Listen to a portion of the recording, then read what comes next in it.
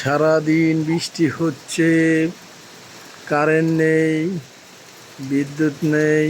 এই কারণে আমাদের পানি খাওয়ার সমস্যা হইতেছে।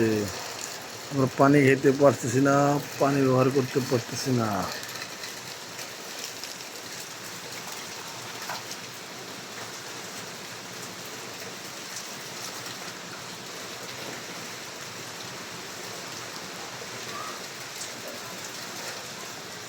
প্রচুর আশেপাশে পানি জমে গেছে।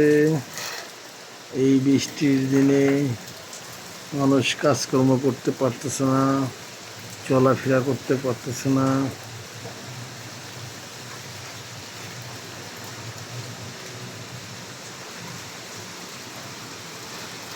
আল্লাহ তাআলা সকলকে রহমত দান করুক, হেফাজত করুক।